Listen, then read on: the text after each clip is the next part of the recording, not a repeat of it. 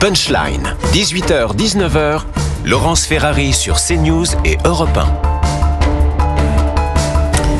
1. 18h18, dans un instant on va partir en Égypte en direct puisque le président Trump va à nouveau prendre la parole au sommet pour la paix. Mais d'abord, l'actualité en France, c'est aussi la date de l'incarcération de Nicolas Sarkozy, l'ancien président de la République. Bonsoir Sabrina Birlin-Bouillet. On connaît cette date d'incarcération dans la prison de la Santé, c'est bien cela ?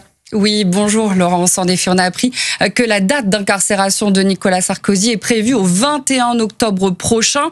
Alors, elle est importante, cette date, parce que c'est dès lors qu'il franchira la porte de la prison, le jour de son incarcération, que Nicolas Sarkozy peut déposer un recours pour demander sa remise en liberté. Dès lors, la Cour d'appel aura un délai de 2 mois pour se prononcer. Alors, on sait qu'il sera détenu à la prison de la Santé, une prison qui contient le quartier des vulnérables, aussi appelé le quartier des VIP. On se souvient de Jérôme Kerviel, Bernard Tapie ou Patrick Balkany qui y avaient été incarcérés.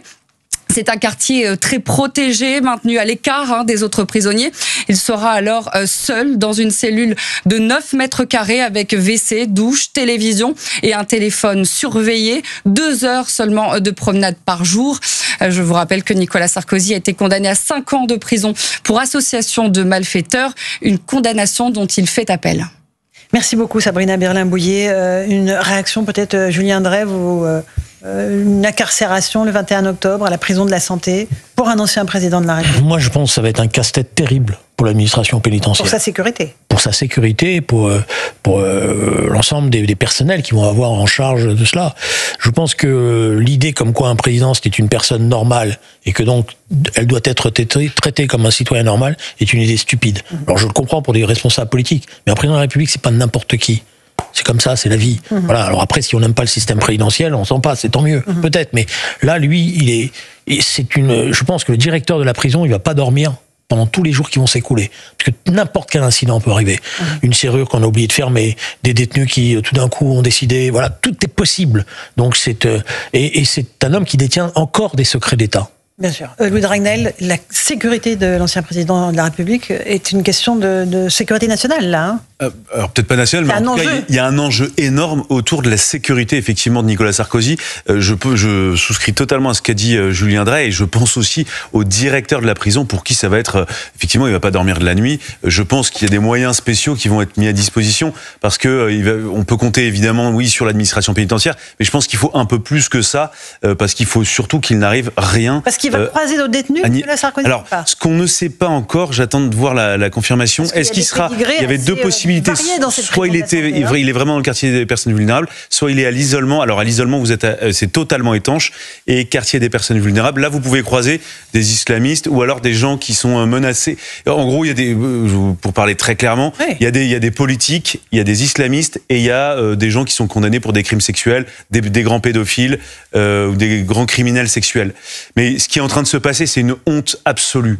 Un ancien président de la République qui est incarcéré, en plus, pas pour le financement libyen, puisqu'il n'y en a pas, il a été relaxé. Pas pour des faits de corruption, il n'y en a pas, il a été relaxé.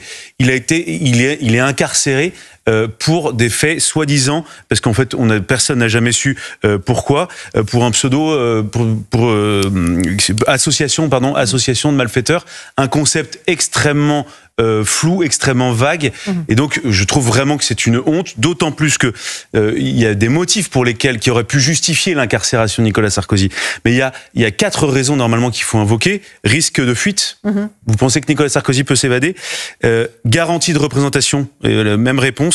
Et risque de corruption de l'enquête. Évidemment que Nicolas Sarkozy va pas détruire ou abîmer des éléments de l'enquête. Donc c'est une honte absolue. Gauthier Lebret. Je suis d'accord avec ce que dit Louis, surtout qu'il faut encore le rappeler. 3 chefs d'inculpation sur 4 sont tombés. Pas d'argent libyen dans la campagne de 2007, ce qui est quand même le cœur du sujet. Pas d'enrichissement personnel et pas de pacte de corruption. Contrairement à ce qu'a dit le patron du PNF, dont on a appris d'ailleurs le remplacement et le nom du remplaçant aujourd'hui, alors même que Nicolas Sarkozy était convoqué au PNF. Donc il y a eu évidemment une opération sauvetage du parquet national financier qui s'est mise en place, parallèlement avec une opération déminage à Mediapart, parce que il y a quand même la juge qui a écrit noir sur blanc que le document Mediapart était probablement un faux, ce qui a fait dire à Nicolas Sarkozy devant ses proches la semaine dernière, le comte de Monte Cristo commence aussi par un faux, et l'histoire n'est pas finie, et la vérité finira par triompher, mais que donc on est le patron du PNF qui vient dire le contraire du jugement quelques jours plus tard, ça pose problème. Mais si, évidemment, ce qu'on avait retenu, c'est qu'il n'y avait pas d'argent libyen dans la campagne de 2007, c'était un camouflet terrible pour le parquet national financier. C'est un camouflet terrible pour le PNF. 18h23, on va écouter maintenant, on revient à la politique. Laurent Nunez, le nouveau ministre de l'Intérieur qui prend la parole en ce moment même, écoutons-le. De sécurité du quotidien, de mise en œuvre de lutte contre le narcotrafic, contre la criminalité organisée. Et évidemment, nous allons poursuivre cette action avec beaucoup d'engagement, beaucoup de détermination. Vous savez que ces sujets, je les connais depuis longtemps, je les pratique depuis longtemps et je vais évidemment continuer à le faire comme ministre de l'Intérieur avec beaucoup de détermination, mais aussi toujours avec le caractère qui a toujours été le mien, qui est aussi celle d'un homme de dialogue, de consensus et d'écoute, bien évidemment. Mais voilà ce que je voulais vous dire vraiment en quelques mots. J'ai été interpellé dès ma nomination par des syndicats, des organisations syndicales de la police nationale sur le renforcement de la filière judiciaire, la filière investigation. Donc Bruno Retailleau avait travaillé en ce sens et je vais évidemment immédiatement me saisir de ce dossier. Je sais qu'il y a une attente extrêmement forte des policiers. Je l'ai vécu moi-même comme chef de police, comme préfet de police. Donc la filière d'investigation judiciaire a besoin de mesures fortes. Évidemment, c'est un dossier sur lequel je vais me pencher sans délai. Voilà ce que je voulais vous dire comme déclaration. Voilà.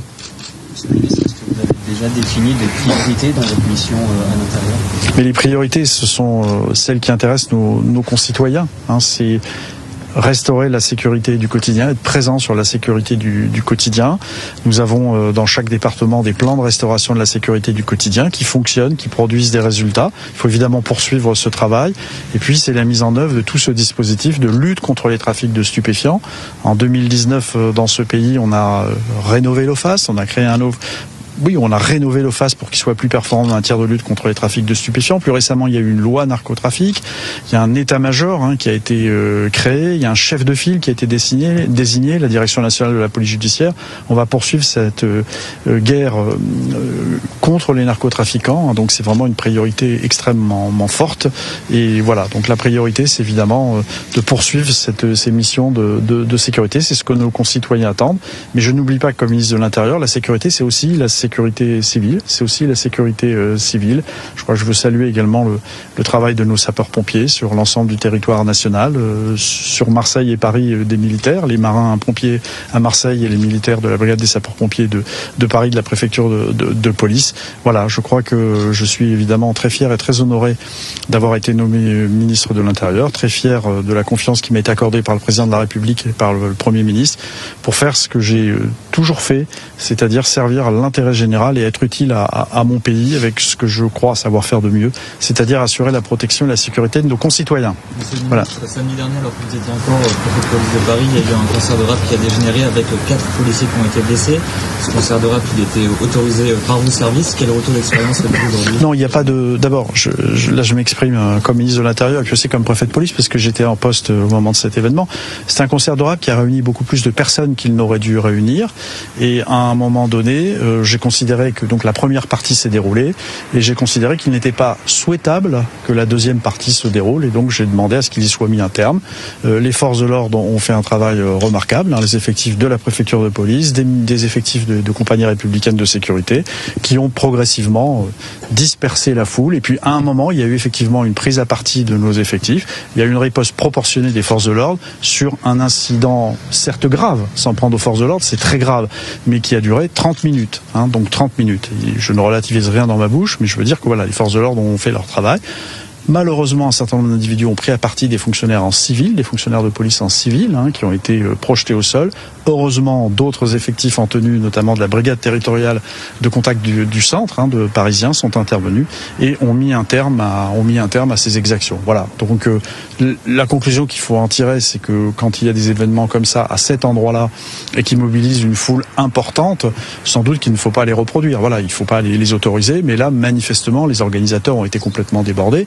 Heureusement, nous nous attendions à ce qu'il y ait plus de monde que prévu. Et il y avait un gros dispositif qui nous a permis de disperser la foule et d'éviter que ce concert ne se tienne en deuxième partie. D'ailleurs, les personnes ne sont pas rentrées à l'intérieur de la canopée du Forum des Halles. Voilà. Voilà pour Laurent Nunez, le nouveau ministre de l'Intérieur, ancien préfet de police de Paris, grand serviteur de l'État, Julien Drey. Moi, je le connais un petit peu. Je peux vous dire que j'apprécie l'homme, pour être honnête. J'apprécie d'abord sa disponibilité. C'était un préfet, on le sait, les élus qui répondaient. C'est-à-dire, il n'avait pas de mépris, il répondait très vite, tard la nuit. C'est-à-dire, vous avez des SMS vers 3h du matin, mais il répondait, premièrement. C'est deuxièmement un homme qui connaît parfaitement la police. Il en vient, il va avoir, je veux dire, au départ, un état des grâces parce que les policiers le respectent. Voilà, les syndicats de policiers le respectent.